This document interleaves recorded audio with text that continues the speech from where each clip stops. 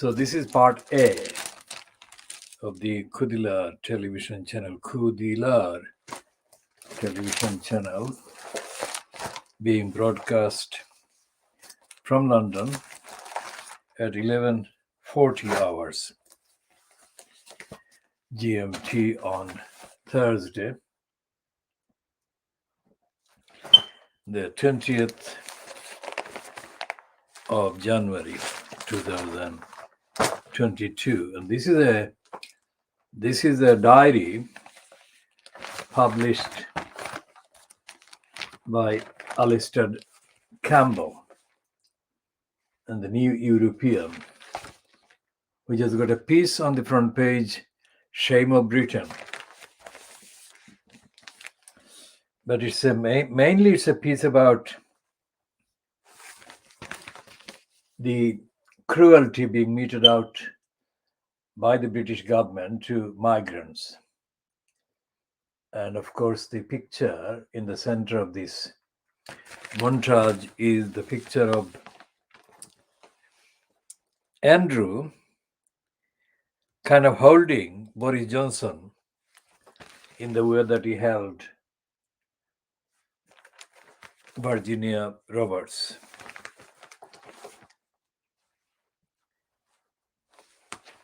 And Tim Walker, who is he used to work for the Daily Telegraph as the diary writer, the political diarist, is featured with this kind of 3 front pages of the Daily Mail.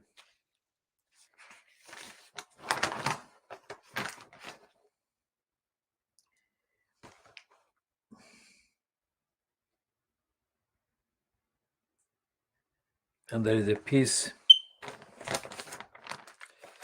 in the same issue of the New European about the experience of a woman, Indian origin woman called Roshan Lal. I think it's a woman, about escaping Margaret Thatcher. So Tim Walker is writing the kind of same title, which is the Mandrake.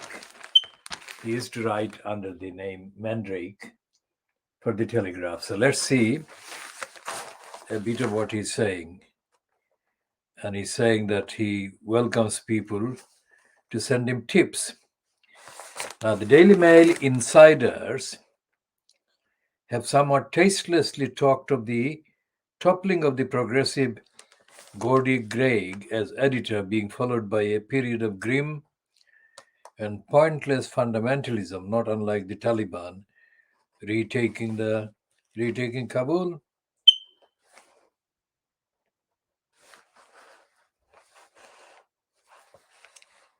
Now, as even the Daily Telegraph seems to be tiring of its prodigal son, that is the line that we have been diagnosing. The prodigal son is a reference to the bribing and buying Boris Johnson grab. Now, as even the Daily Telegraph seems to be tiring of its prodigal son, and Rupert Murdoch's rags are brazenly bigging up Liz Truss and Rishi Sunak,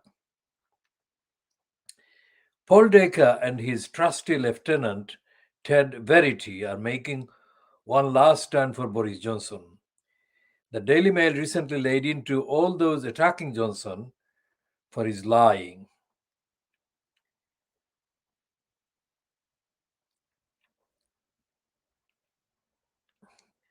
And partying, and told them to move on. Move on is, of course, the last thing Labour and the rest of Mr. Johnson's enemies want. They would rather see him mired in Partygate indefinitely, even though the honourable thing would be to let him focus all his energies on running the country at this critical time. The Mail also dredged up a lame eight-month-old son story about Keir Starmer. drinking beer during lockdown, but the Labour leader has responded robustly. There was no party, no breach of the rules, and absolutely no comparison with the Prime Minister.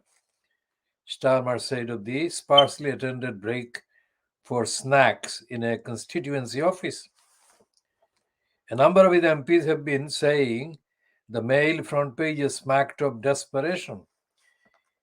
In Greg's days, Mail readers were allowed to be informed of how any enterprise Johnson is in charge of must sooner or later descend into louchness.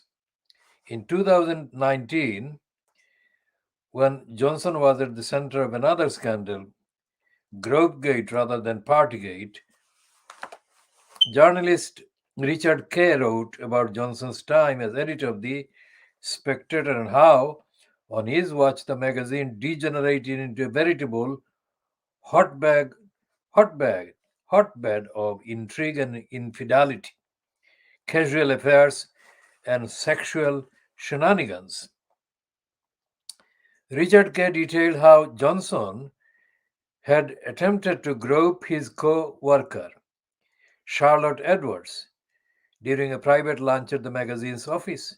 Of course, he managed to find time too at the magazine for the lavish parties that are now so much his hallmark. Meanwhile, whatever happened to the world according to Paul Decker? The series of three 60-minute documentaries fronted by the outspoken Daily Mail editor-in-chief was first announced in 2019, but has since become the documentary that dare not speak its name. I have been pressing, that is, Tim Walker has been pressing Channel 4 News and Rogan Productions to find out when it's going to be aired for years. But neither are willing to say a word. Now, Press Gazette, the newspaper industry's Bible, that is a wrong word, Bible, has been asking too, again with no response. Has Dacre been overcome by shyness?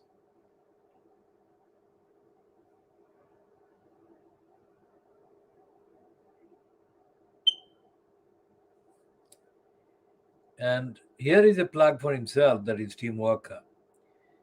Amara Karan, who is to portray Gina Miller in my play Bloody Difficult Women, when it opens at the Riverside Studios in London next month, is every bit as financially literate as her character.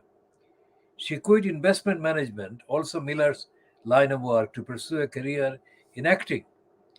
I could see myself in a parallel life being a kind of Gina Miller figure, or at least aspiring to be. Amara pictured. Where is Amara picture? Where is the picture? Let's see where her picture is. Well, Amara is not pictured in that on that page.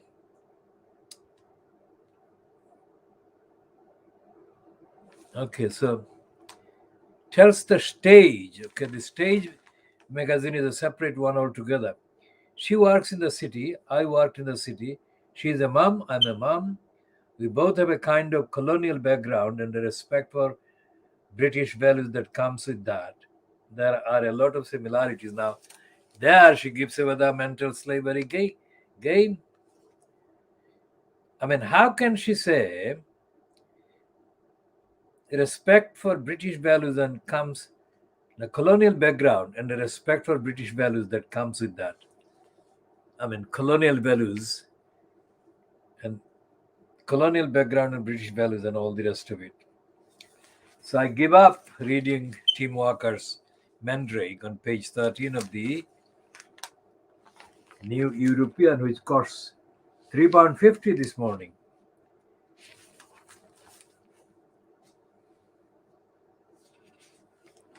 And there is a piece by Will Self against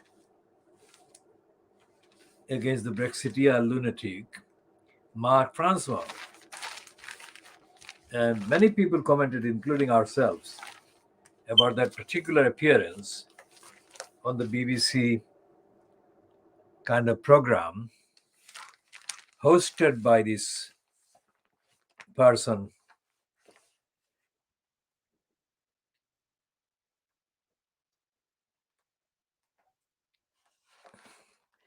So, Marc Francois, so in a book characterized by the rapid fire altercation across more than 400 pages between bathos and pathos, perhaps the saddest and most pathetic moment of all comes in Marc Francois' valedictory acknowledgments. Quote, I am particularly indebted to 5 people who took the time and trouble to read through an initial draft of the manuscript and then provide me with a number of very helpful comments on how the text could be improved. Francois then lists the 5 and their job titles. Besides his fellow parliamentarian Jacob Rees-Mogg and the European Research Group's chief researcher Christopher Howard, the other 3 are all professional journalists. Rees-Mogg has also provided his quondam political ally with a blurb of consummate slipperiness, suggesting that if you voted for Brexit, you really should buy this book. Not, you note, read it.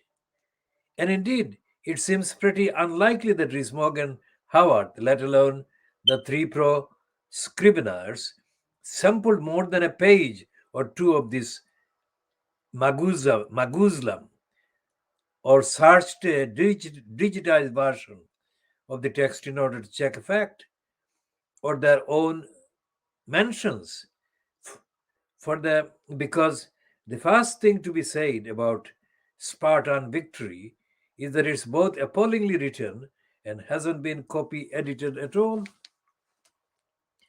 How bad these solecisms, stylistic and grammatical, really are is debatable.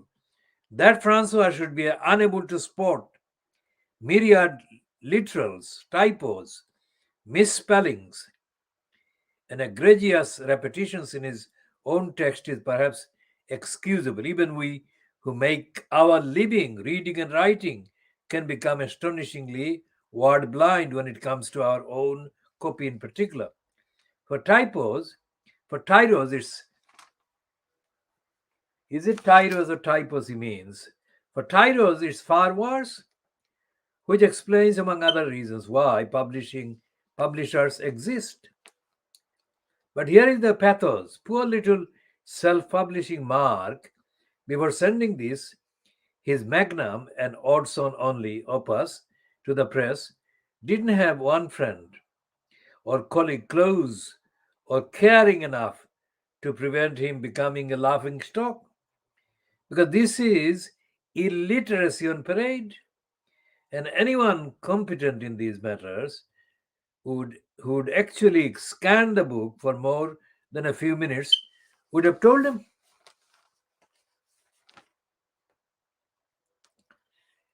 Which brings me to the style of Spartan victory.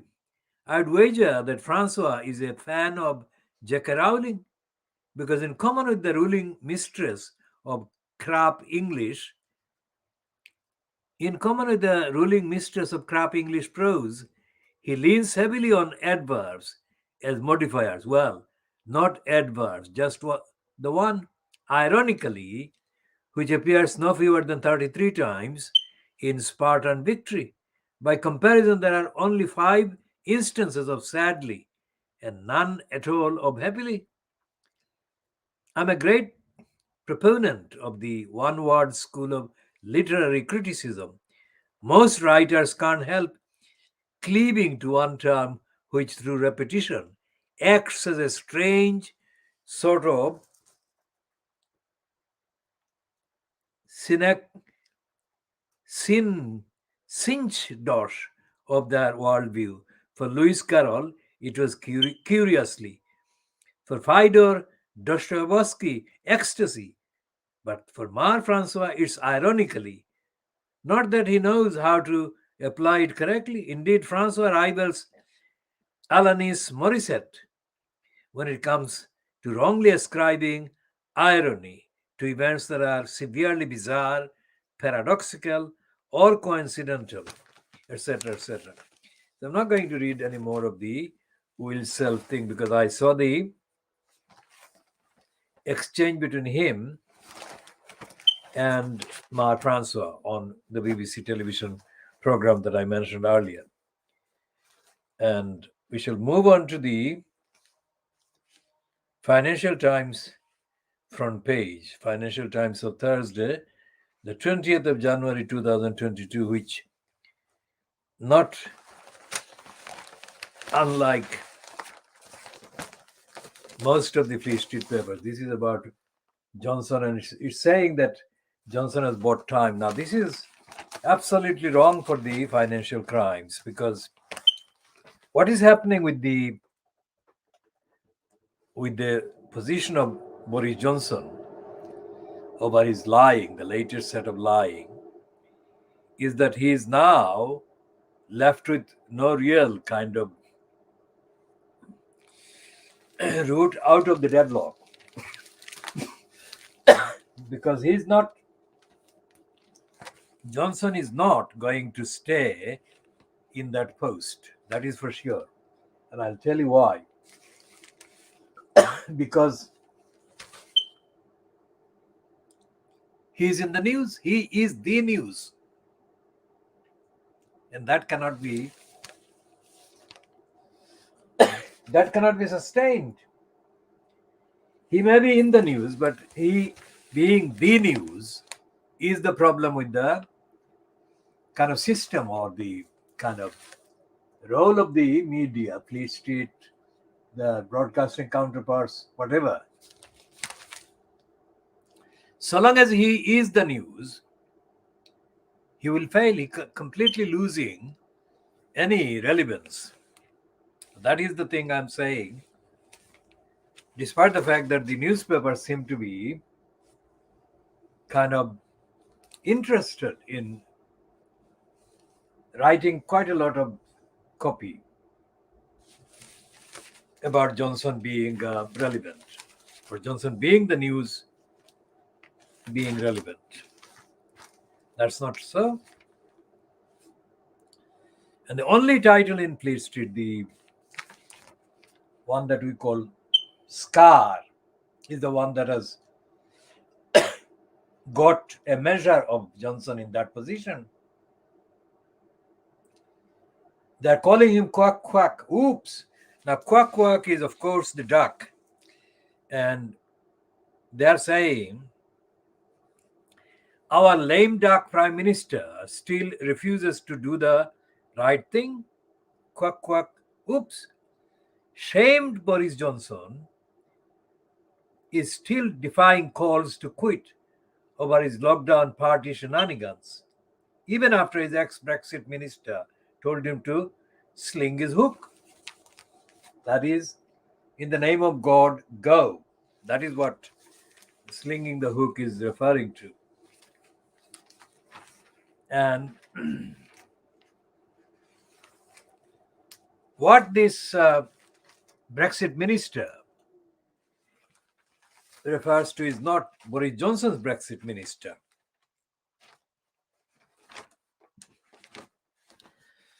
That guy was minister before Johnson became occupant in number 10.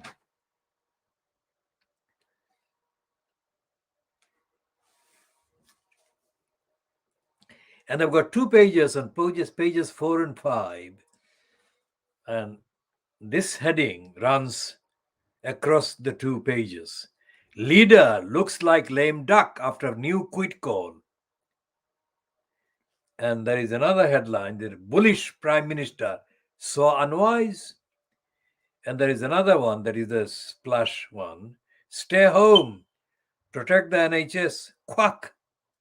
MP, in name of God, go. That is James Gavin. And there is this guy from the Conservatives that crossed over to the Labour Party. And they've got a thing about him, the picture with Starmer.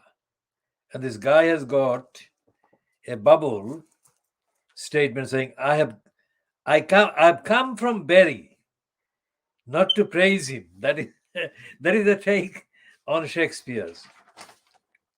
And Caesar, Julius Caesar. I have come from Berry not to praise him. Bozo was dealt a humiliating blow by Union Jack masked MP Christian Wakeford, switching from Tories to Labour just minutes before the Prime Minister's questions. In a letter to his former party leader, Berry South MP Mr. Wakeford said, "You, that is Boris Johnson, and the Conservative Party as a whole have shown themselves incapable of offering the leadership and government this country deserves." Mr. Wakeford took the seat from Labour at the 2019 general election by just 402 votes, the first time the Tories had held it since 1997. His new party leader, Sir Keir Starmer, offered him a warm welcome. So there are these kind of joke situations going on. And the heading to their editorial so-called about end circus now, Bozo. This only reaffirms, the analysis that I have already stated, that it doesn't matter what the Conservative Party or Rupert Murdoch says or say. What is happening is that so long as Johnson remains the news, he's done for. He has to go. And the stupid Murdoch scum is showing him as a head. It's not a game. It's not a silent game. It's complete outrage and joke. So long as Johnson is the news, he's gone. They should understand that. They're completely stupid to deny that. And the Sun is so desperate that they're now peddling this woman. What's her name? Ulrika Johnson as an advertisement for pornography. She says, I got sick of the cesspit of dating apps, being ghosted, and stood up. So why not try to find love on telly? And then she goes on into quite indecent details about what she intends to do or what she has been doing. And this is the desperation of the Sun scum. And they're saying in support of Johnson, the Bozo fights back after another bruising day. Well, it's a contradictory headline. If it's a bruising day, then he is not fighting back. And so on. We shall come to the Financial Times in a second, because there is a piece in the Financial Times about race and racism in Britain. But it's written by whoever it has been written by, this actual published piece, headed British ethnic minorities face a breathtaking legal onslaught. Now, the game is given away by the so-called writer at the end of the last paragraph of this particular one. Listen to this. Britain cannot be enhanced or protected at the expense of legal transparency. The Home Office now refers more domestic right-wing extremists to its Prevent De-Radicalization program than Islamist extremists. And still, our parliamentarians are on the brink of enacting laws that risk dividing our citizens into two groups, one that enjoys unfettered freedoms and another, broadly defined by the color of their skin, that cannot. I struggle to imagine anything so diametrically opposed to those values of freedom and equality that I and so many British citizens hold dear. That's the game given away. So it's stupid and contradictory and mentally servile.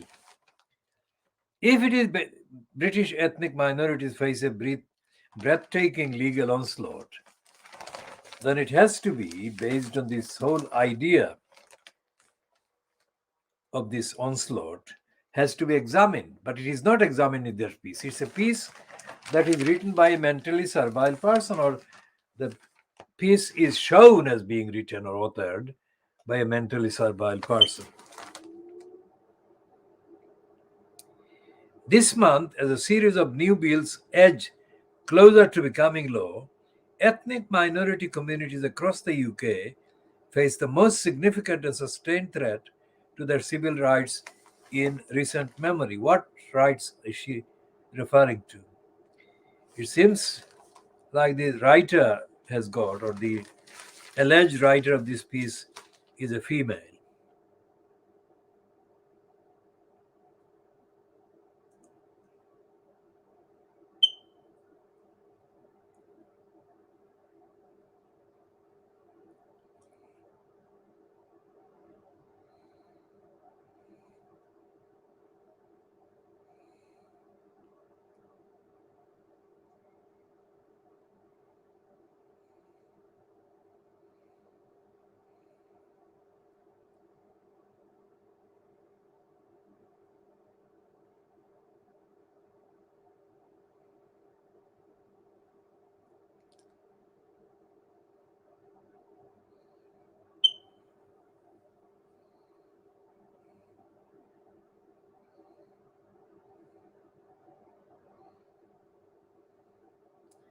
Now, this person is talking about her grandfather.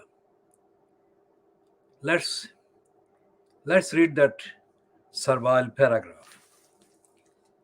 For men like my grandfather, whose citizenship was not an accident of birth, it was earned in the fight for our country's freedoms through the Second World War and the labor he offered to ensure our economic prosperity in peacetime.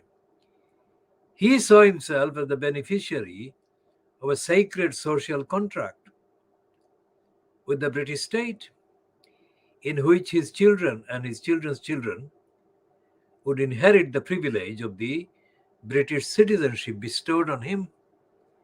That contract earned him the right to vote, to a fair justice system, and to a feeling of belonging among fellow Britons. Now this contract looks to be broken. His granddaughters at risk of being made arbitrarily stateless without any explanation or knowing any other home. Now, when she says to a fair justice system, what planet is she referring to? There has never been a fair justice system in the UK. Never. There has been no fair judicial system, even. There has been no justice at all, but even a judicial system has not been fair.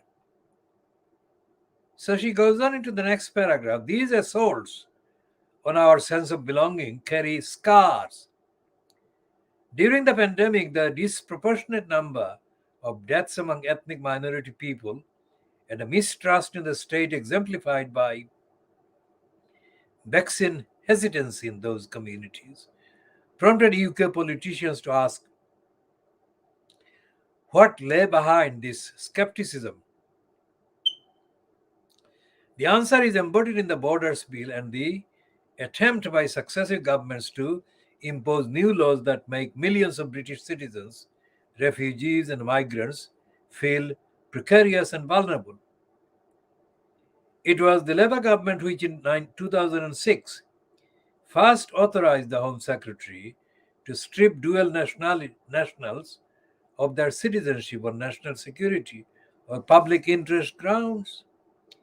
The argument for deprivation of citizenship has increasingly been justified in the context of the 900 British citizens who traveled to join ISIS in Syria and Iraq. Though the government admits that a significant proportion of ISIS returnees pose no threat to society, the legislation potentially plays on racial stereotypes and erodes the civil rights of the UK's millions of law-abiding ethnic minority citizens.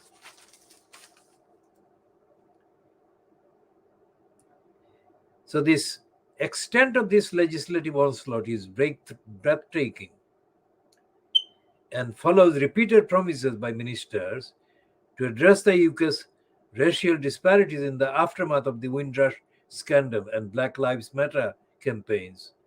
National security is commonly cited as the motivation for these legal changes. As a British Bangladeshi, I care about this issue as much as my white British Australian and British Jamaican neighbours. In theory, the borders bill should be of equal concern to all three of us. However, as Windrush citizens as Windrush continues to demonstrate, the fragility of citizenship is not so universal. Indeed, it is estimated that under the new Borders Bill, almost 6 million people, including 40% of the non-white ethnic minority Britons, could be subject to arbitrary removal of their citizenship without legal recourse. Ministers promise the provisions in these bills will not be used widely or improperly, but they cannot speak for future administrations. And then she goes on about her grandfather. Now, this is a stupid, absolutely stupid and shallow piece. Why? I shall come to that in a minute.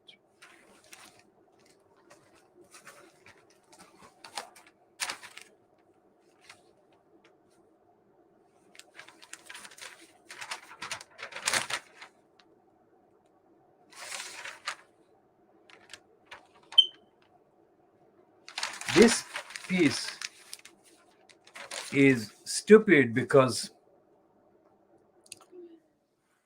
it says that the fair judicial system or justice system, there is no justice system, never has been any justice system, full stop.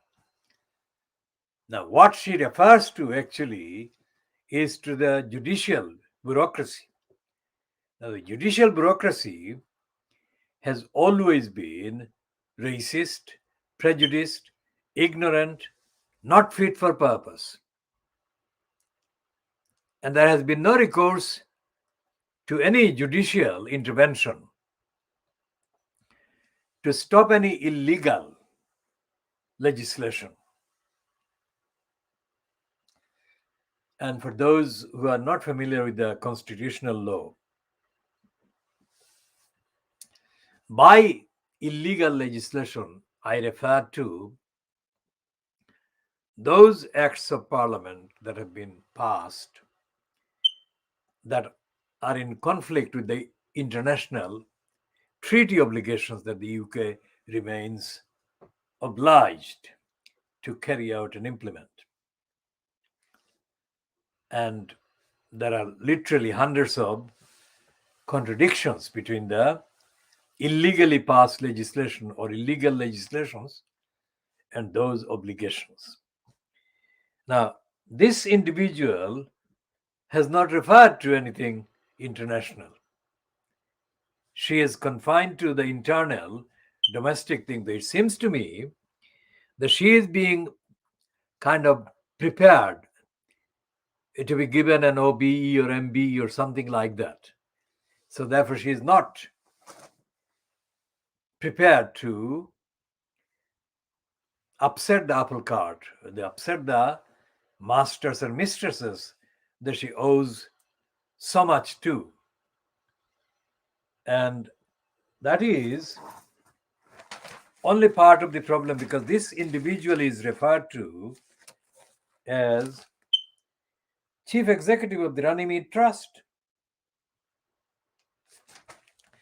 The Runnymede Trust is one of the comparatively older not-for-profit charities that exist to kind of support the status quo, the agenda, the narrative of the racist state. They kind of make tickling noises from time to time. And this must be counted as one of the tickling noises they're making about this particular bill that is going through Parliament. That bill is a fascistic bill. It's not just racist, but it's also a fascistic bill, and it will destroy whatever pretense of democracy or pretense to democracy are still in place in this country. And people like David Davis, David Davis is on the front pages of the papers, or in the leading kind of features in the papers. And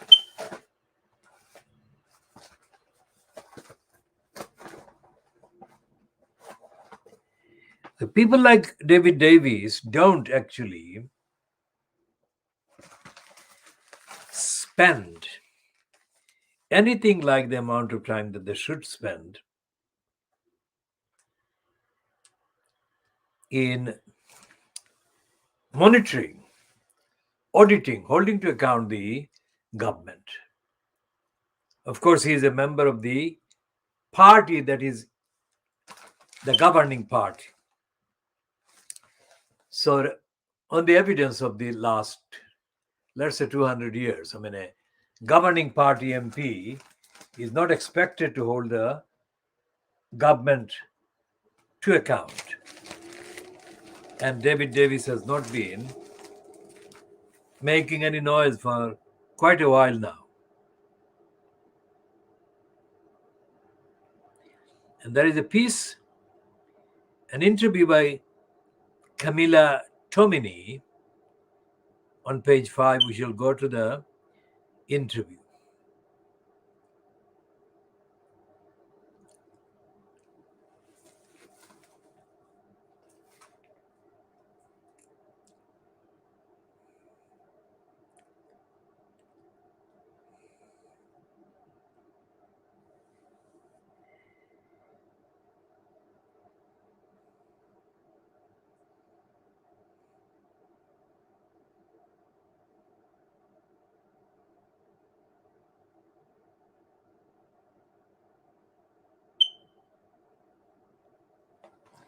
So the David said, I think in the interview with Camilla Tomini, the party is going to have to make a decision, or we face doing a death of 1,000 cards, he said.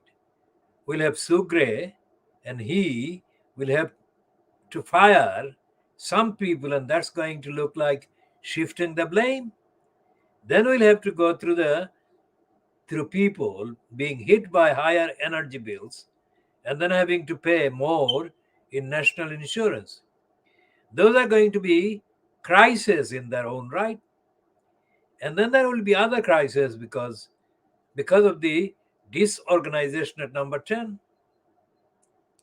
And at every single time we have a crisis, you will get one or two more letters going in. And you could end up with a confidence vote at Christmas after a year of agony. He added, Boris will not leave number 10 unless he is dragged out kicking and screaming. Very few inhabitants of number 10 go voluntarily. That's why I felt the need to give him a nudge. Conor Barnes MP, a Johnson ally, called Mr. Davis a loner in an apparent attempt to limit the political damage. Uncertainty remains about the number of no confidence letters submitted so far to the 1922 committee. Some members of parliament claimed a handful were withdrawn after the Wakefield defection. Others believe the threshold is days away. Miss Gray's report, which will show the civil servants findings of what happened at scores of Downing Street gatherings, and whether they broke lockdown rules is now expected next week. She is believed to be interviewing new potential witnesses. Mr. Johnson was holding calls and meetings with more MPs last night. Now, this is something very stupid, because Sue Gray is not going to say anything truthful. What she has been appointed for is precisely because she's a member of the staff in the government. And she's not going to judge the prime minister, whoever is the prime minister. And there is a use of the word bureaucracy on page 16 of the Telegraph in a piece by Laura Fulcher. The health bureaucracy is still failing cancer patients. That headline needs editing. And the edited version that we kind of present is that health bureaucracy is failing all patients.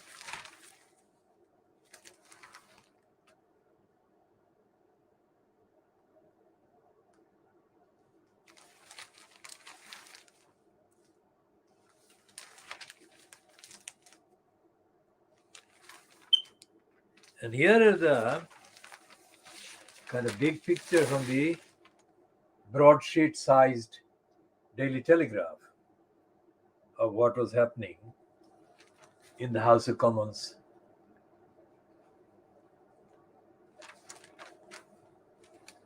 on Wednesday.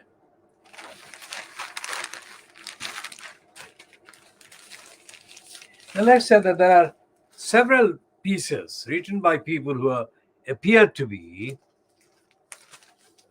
this woman says that she is a British Bangladeshi. So she is a British Bangladeshi, but there are others are British Indians and British Caribbean and British Africans. We've got pieces in the Fleet Street papers, or occasional pieces, token pieces in Fleet Street papers, let's say. And here is the business section of the Telegraph. Cost of living crisis to last 18 months. Once the chair, is it the chair or the governor of the Bank of England? The man called Bailey. And what is the Bailey prediction about tensions between Russia and Ukraine will keep inflation higher for longer? Bank governor tells MPs. There's a piece byline to Russell Lynch and Tom Rees. Britons face a cost of living crisis until the end of next year, the Bank of England has warned, after inflation crashing through forecast to its highest level in 30 years. And there is a picture of Rishi Sunak, the finance minister.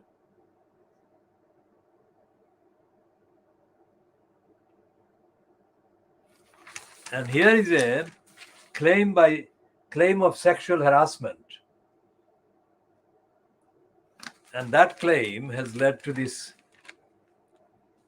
Call of Duty billionaire forced to sell up by a sexual harassment scandal. Activision's games empire is blighted by allegations of a toxic culture, write James Titcomb and Matt Oliver. And this man is named as Bobby Kotick, who steered activism back to health after an ill-fated attempt to diversify, but has failed to remove perceptions of a frat boy culture.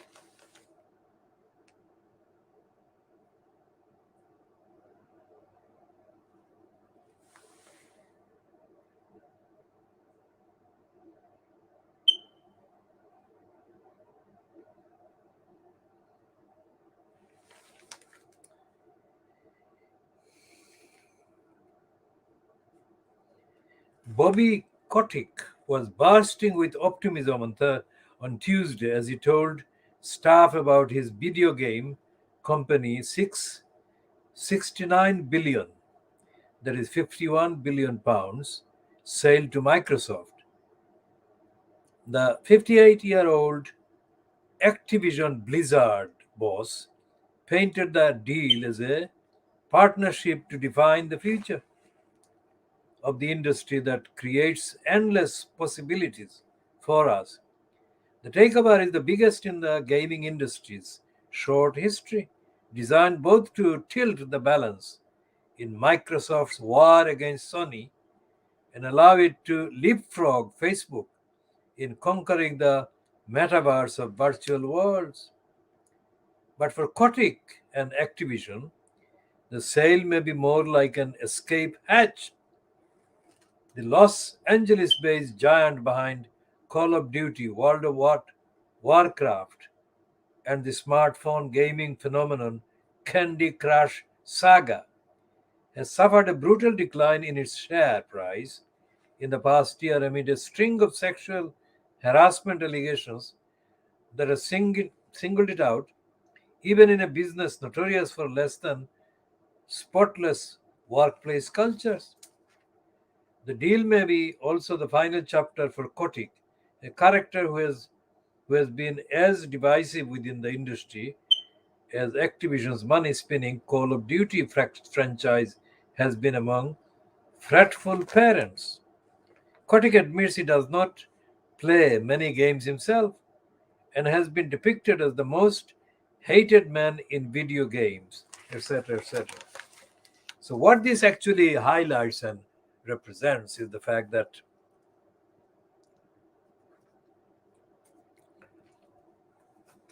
beneath the glamour of billionaires' images that are overhyped and over promoted by the media,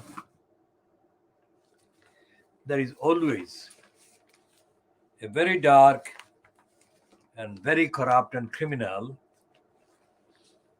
reality.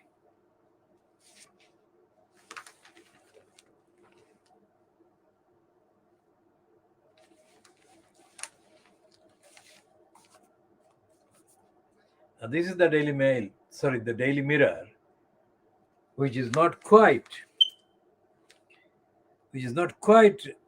kind of reporting the truth and not dealing with the lies of Daily Mail and the scum,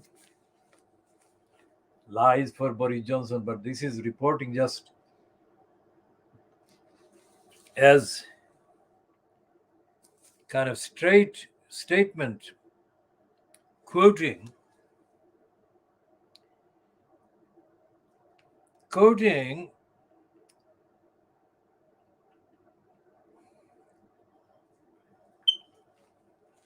David Davis.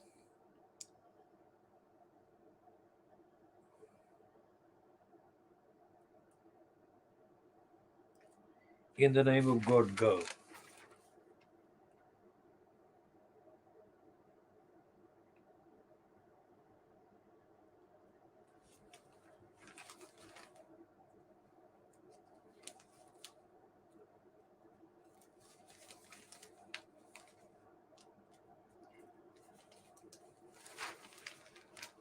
And they're doing a two-page spread, the Daily Mirror, with the picture of David Davis, which they don't have on the front page. The picture of David Davis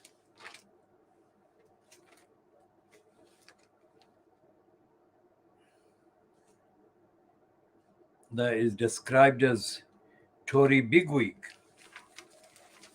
It's not only Tory bigwig, he was the Brexit Secretary of State.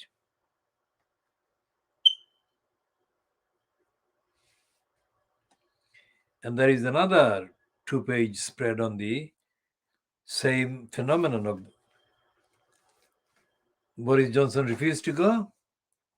It says a question of when he goes, not if he goes. And it's a piece by Jason Beattie, who is described as Mirror's head of politics.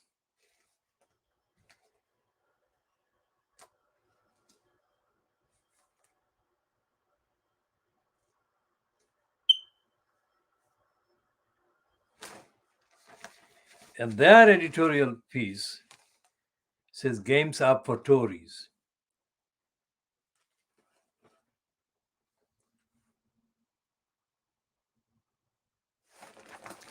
Which is saying that the Tories may want to change the leader, but what the country needs is a change of government, change of party. That is, change of government, meaning that Keir Starmer should be the prime minister. That's what the Mirror is saying, in effect.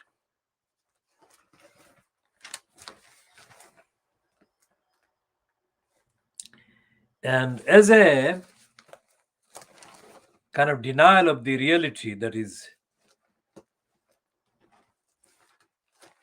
pushing Boris Johnson to the edge, the desperate Daily Mirror, who supports Johnson, is attacking the people who want Johnson to go. So they have actually replaced the main item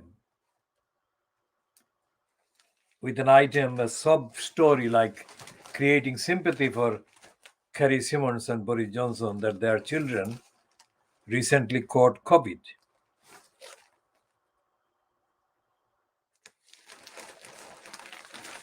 And this brown-nosing liar, Stephen Glover, has written another piece for Boris Johnson.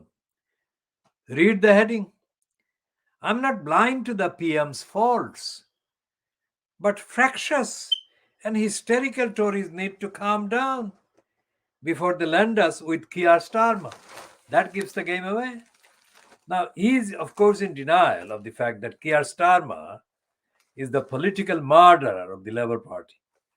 So if there is a Keir Starmer instead of a Boris Johnson number 10 Downing Street, it's not going to remove the Tory policies because Starmer is a Tory. He is a murderer of the Labour Party.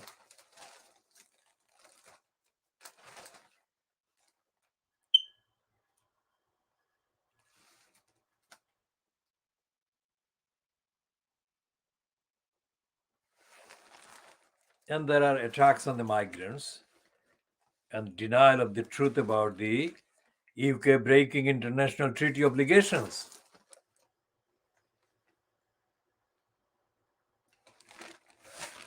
And there is an admission, reluctant admission to Mickey Mouse university degrees. The fact that all the universities in England, including Oxford and Cambridge, are liars, engaged in selling lies.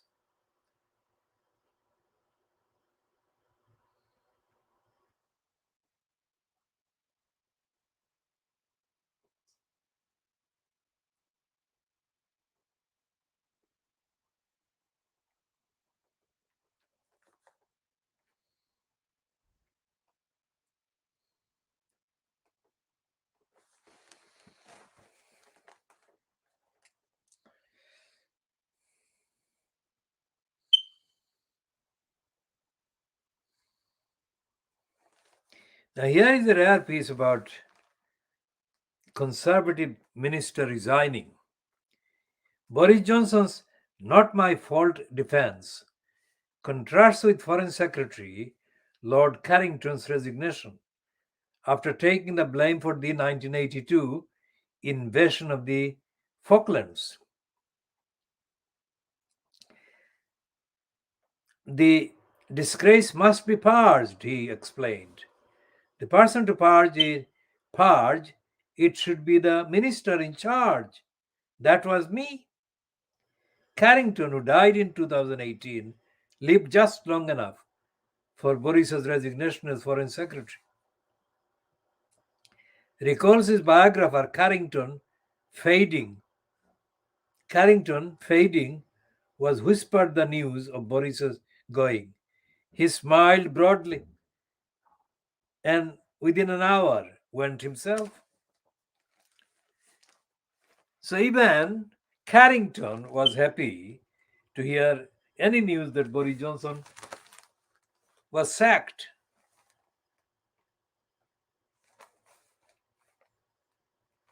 That is how dishonest Boris Johnson is.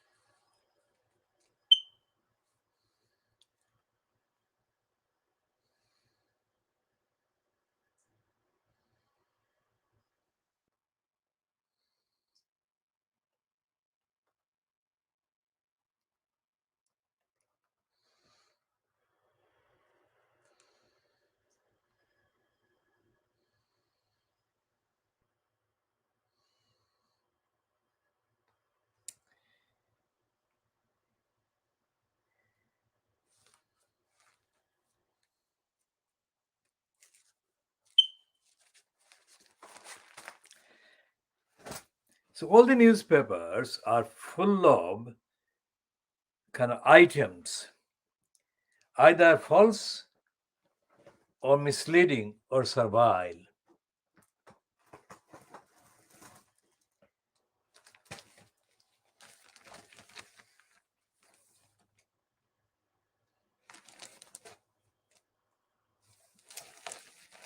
And there is a piece in the Financial Times about the kind of costs to Pakistan of supporting the Taliban. And a man who was Pakistan's ambassador to the USA, who is now an academic in the USA, says that every time Pakistan has helped the Taliban in Afghanistan, the costs to Pakistan have increased because every episode of Pakistan helping the Taliban in Afghanistan has been followed by increase in the Islamist kind of politicization in Pakistan. That's what the cost is, but there are other costs as well. But that is the summary of the main summary of the piece about Pakistan and the Taliban in Afghanistan in the Financial Times today, Thursday, the 20th of January 2022.